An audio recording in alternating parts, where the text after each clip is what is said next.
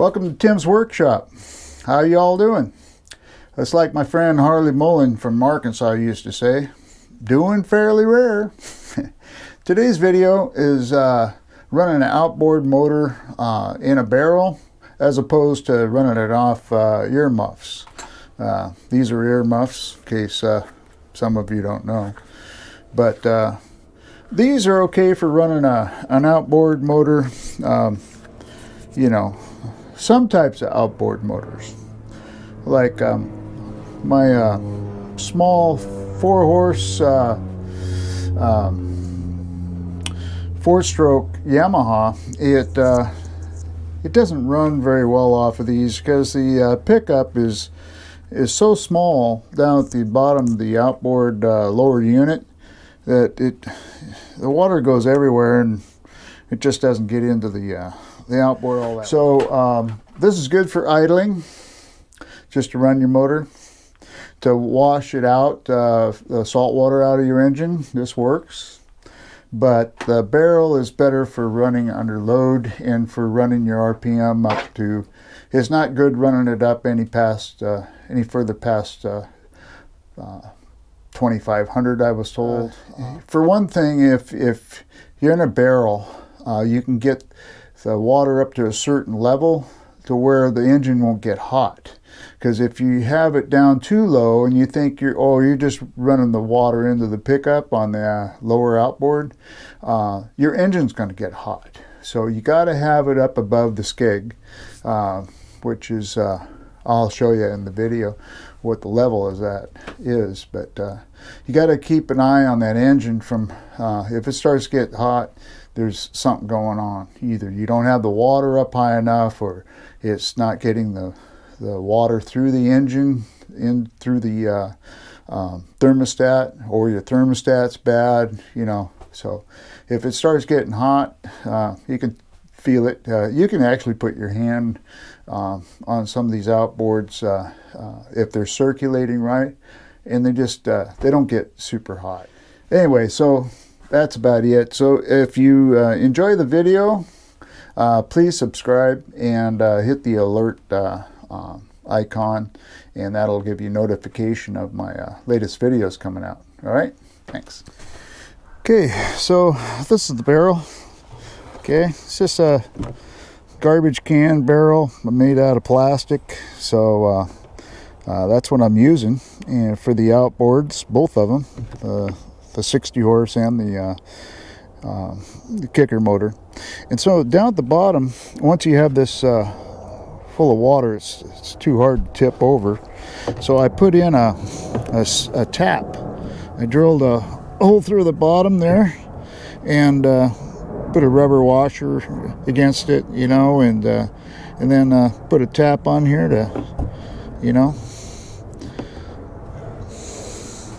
drain the water out. And then once the water's out, you can raise the outboard up and get the barrel back out of there. So let's go ahead and get this up.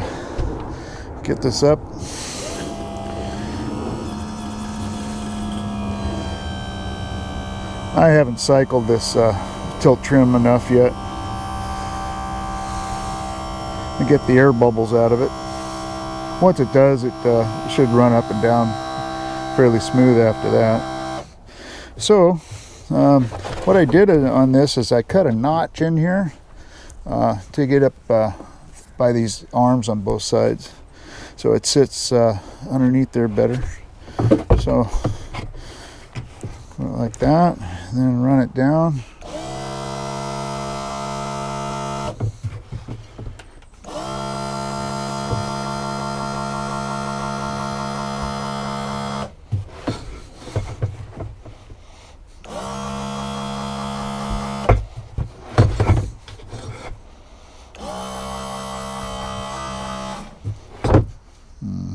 Just like that.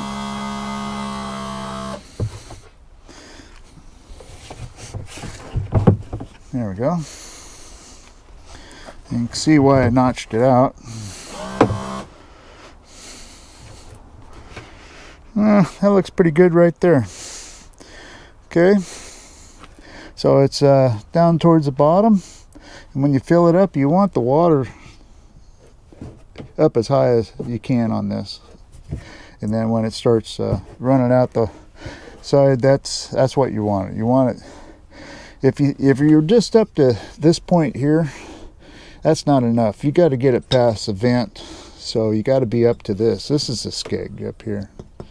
All right, so you got to be above the skeg.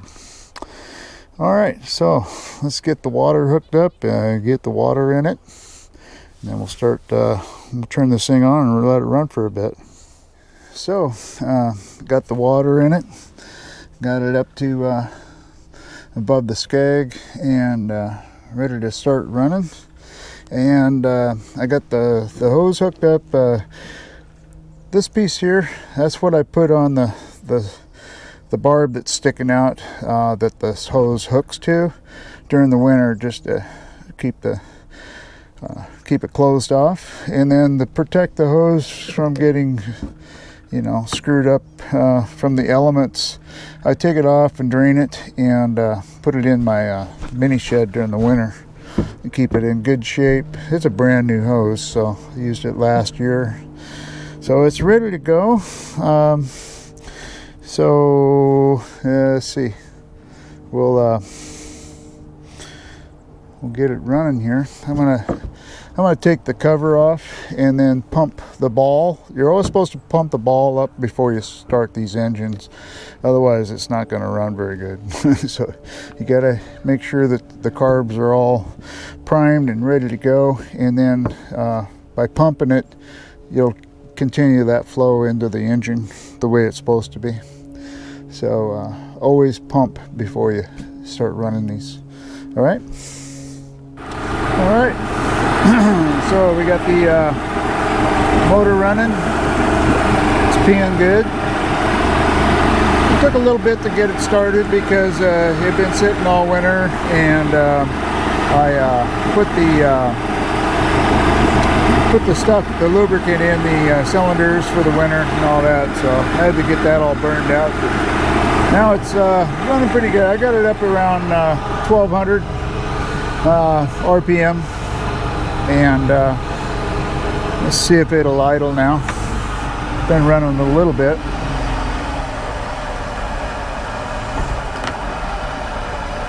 Okay, let's put it in gear.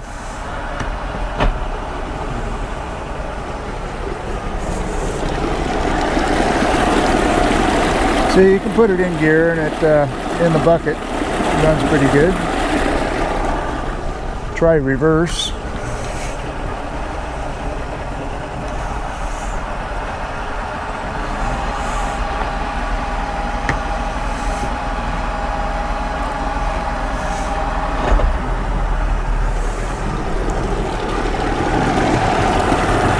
Okay. Yeah, let's get the RPM up a little bit more. I gotta set this down for a second to get both hands on the control.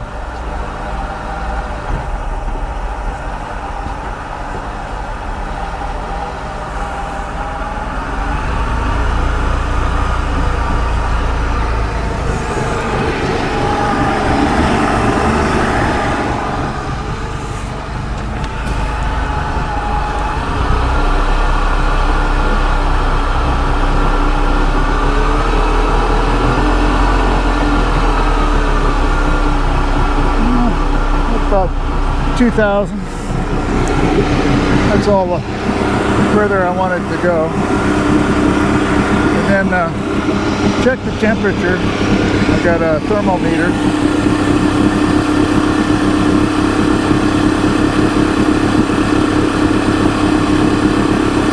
Running pretty good.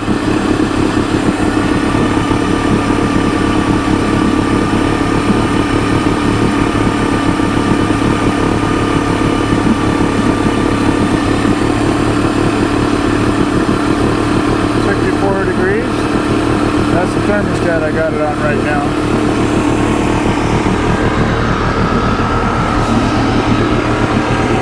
All right. So that's how to run a outboard engine in a garbage barrel. plastic garbage tub and convert it, make it so it you have a drain on it so you can drain the water back out, and notch it so you can get it into to the supports, so you can run it and get the water level up to where it, the engine's not going to get hot on you.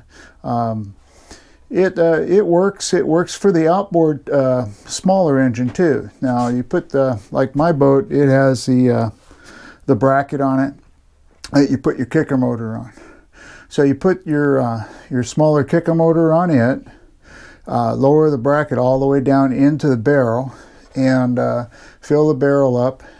And on the kicker motor with the handle, you can turn it completely around the other way, so you can start it while you're standing up behind the boat.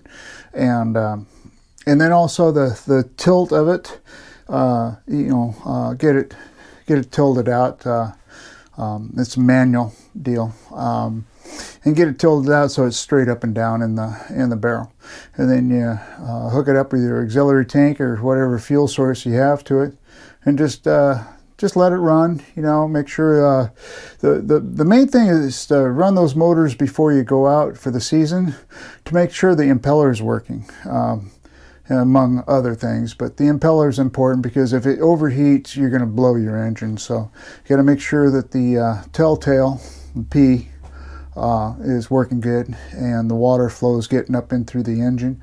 And then my little handheld infrared thermometer, that thing works great as far as knowing where you're at as far as the temperature of your motors.